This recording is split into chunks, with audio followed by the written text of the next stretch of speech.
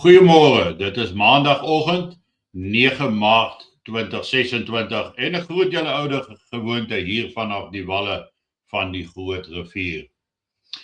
Hier oor die naweek was Willem Petzer en Leon Poelman hier in Appington gewees waar hulle onder andere met Sakkie, die eienaar van Sakkie se aggie gepraat het rondom die gebruiksreg van die eiendom wat hy, ek dink vir 28 jaar gehuur het, wat toe ingevaar is deur die ANC geleide munisipaliteit in die dorp se drawante om hom die kontrak te ontsê. Maar Willem kan meer vir julle daaroor sê, maar Willem en Leon het dan ook 'n koppie koffie saam met my geniet en hopelik sien ons meer van Willem binnekort en gaan ek hom beslis op die platform kry dalk eerskomende donderdag aand reeds by die Bosberaad om 'n goeie gesprek oor Afrikanerskap met hierdie jong man te hê. Maar vanoggend wil ek eintlik vir julle begin deur te vra, wie van julle onthou hierdie persoon? Hy was baie aktief in ons jare. Ek was so 28, 29 jaar oud. Toe was hy baie prominent in die wêreld en het op 'n stadium ook in die Amerikaanse presidentsverkiesings gestaan en het deur Afrika gereis, onder andere ook deur Angola. Nou, die man is Jesse Jackson. Jesse Jackson. Hy was 'n redelike omstrede persoonlikheid, baie uitgesproke gewees, maar tydens hierdie voorbereiding vir sy presidentsverkiesingsveldtog of tydens die veldtog het hy dan in Angola 'n draai gemaak. Maar in Augustus van 1986 was ek in die tronk in Angola. En daar het ek en Jesse Jackson se paaie gekruis. Hy het 'n onderhoud met my gevoer. Ek in die een hoek en voor my 'n geweldige groot groepering van mense wat saam met hom gereis het. Daar was sekerlik tussen 25 en 35 nuusagentskappe, kameras, televisiekameras en die joernaliste het my moet vra gepeper. En Jesse Jackson het aan die agterkant van hierdie groep het hy gestaan en die proses opgehou en geluister na my antwoorde op die vrae van die joernaliste. En die gesprek het nie verloop soos hy gehoop het dit gaan loop nie, want Jesse Jackson wou gehad het dat ek my land en my mense basies moes verraai. Ek moes sê dat dit 'n onwettige oorlog is. Hy wou sê dat ons fasisme uitvoer na Afrika en uit 'n klomp goed kwyt geraak die dag in my gesig. Maar eerstens was dit nou die joernaliste en die joernaliste het nie reg gekom met my nie. Toe hy na so 20 minute het hy self na vore getree en direk voor my kom staan en met sy vinger amper in my gesig gedruk. En hy toe vir my aangeval soos ek nog nooit in my lewe deur 'n persoon aangeval is wat ek nie eens ken nie. Die bottom line van hierdie geveg was dat hy het nie gekry wat hy gesoek het nie, want ek het gevoel my land en my mense staan agter my. En daarom kon ek hewiglik terugantwoord, terugvra, hom verkeerd bewys in sy opvatting oor die Suid-Afrikaanse soldaat. Natuurlik na afloop van hierdie gesprek was ek redelik opgewerk, ontsteld en toe hulle my terugneem tronk toe, die militêre tronk daar in Luanda, sit ek 2002 Kubaanse luitenant-kolonelle En die een kyk my so, hy sê, don't be upset. Who the fuck is Jesse Jackson anyway? Verskies vir my taal wat ek nou daar gebruik het, maar dit was sy presiese woorde aan my. Dit het my nogal beter laat voel om te weet die Kubane hou net so min van hom as wat ek as 'n Suid-Afrikaner op daai stadium van Jesse Jackson gehou het. Maar Jesse Jackson is onlangs hier op 17 Februarie verjaar sy oorlede.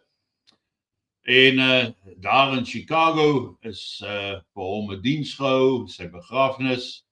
En natuurlik, wie sit heel voor by hierdie gedenkdiens? Niemand anders as Grootoog Pinocchio nie, wat dan nou al die pad met 'n hele afvaardiging gereis het na Amerika vir die begrafnis van Jesse Jackson. En hy sê dan ook hoe wonderlik Jesse Jackson was in die apartheidstryd wat deur hulle gevoer was. En ek kan nie anders as om te dink dat dit nooit moes gebeur het nie. Daar moes nooit in 1994 'n regeringsverandering plaasgevind het nie. Want na die tyd om terug te dink hoe jy opgestaan het en vir jou land en jou mense opgetree het, jouself gehanteer het, alleen stokstel alleen tussen net vyhandige gesinde mense. En jy sien nou waar die land is en wat van ons een pragtige land geword het, dan raak jy woedend om te dink dat Pinocchio enkie op staatskoste gereis het na Amerika en ek wonder hoeveel miljoene daar weer gespandeer is op hierdie begrafnisrit. Dit terwyl Suid-Afrika brand, geweldig baie drama en probleme binne in Suid-Afrika, maar Cyril is daar om die show te vat, om die aandag te kry en hopelik simpatie van 'n groter deel van die Amerikaanse bevolking, want hy weet een of ander tyd gaan hy weer aangesig tot aangesig met Donald Trump sit of staan en dit gaan nie maklik wees nie. As ons kyk, gebeur het tans in die wêreld, Venezuela, Iran, is Suid-Afrika dalk volgende, want dit lyk vir my Cuba gaan val, nog sonder dat daar enige aksies behoorlik geneem is. Maar wat word vir Suid-Afrika beplan? Dit maak elkeen van ons bekommerd, want ons land bevind hom nou aan die verkeerde kant van 'n reeds getrekte rooi lyn. Enigiets kan skeefloop. In Suid-Afrika en dit kan van enige kant afkom. Hoe die oorlog in Iran gaan uitspeel kan ek nie voorspel nie. Of dit kort of uitgerek gaan wees, kan ek nog minder voorspel.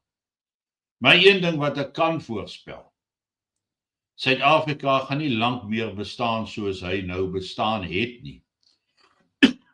Want Donald Trump vergeet nie, en hy vergewe ook nie. Kyk hoe die Keerstamer van Brittanje vir omseil, met al die aksies in die Midde-Ooste, omdat Brittanje geweier het dat hulle lugmagbasisse gebruik word vir aanvalle teen Iran. En Donald Trump het hom afgesny. Hoeveel te meer dink jy nie dat hulle hierdie ANC-regering van Suid-Afrika, ek wil nie eens van 'n regering van nasionale eenheid praat nie, want die ander lede van hierdie regering van nasionale eenheid het geen sê in buitelandse sake besluite nie. Dit word absoluut ANC-ideologie wat hulle uitleef, wat hulle nastreef, en dan al die muisonde in die wêreld wat hulle in die proses najaag. Dit gaan Suid-Afrika duur te staan kom. En die vraag is net, wie gaan Cyril en die ANC vervang? En dis 'n groot vraag wat ons moet vra. En wat gaan gebeur as dit gebeur het? Wat gaan die bevolking doen? Wat gaan die massas doen? En dis krities dat die regte en korrekte besluite deur ons op die grond geneem moet word. Dat ons moet aanvaar dat dinge gaan versleg voordat dit sal verbeter. Dat ons in staat sal moet wees om na onsself te kyk en te weet dat jou mense versterk jou rondom jou, soos ek destyds gevoel het toe ek voor Jesse Jackson en die skare joernaliste alleen gestaan het om daai massa in die gesig te staar en vir my land op te kom. Ons gaan weer moet saam staan sodat ons mekaar se rug kan dek, sodat ons die oppositie in die oë kan kyk en op te staan vir dit waaraan ek en jy glo. In ons taal, ons kultuur, ons geloof en ons onwrikbare wil en strewe om vry te wees. Geniet vanoggend jou kondensmelk koffie en ek is dan môreoggend terug by julle. Mooi loop.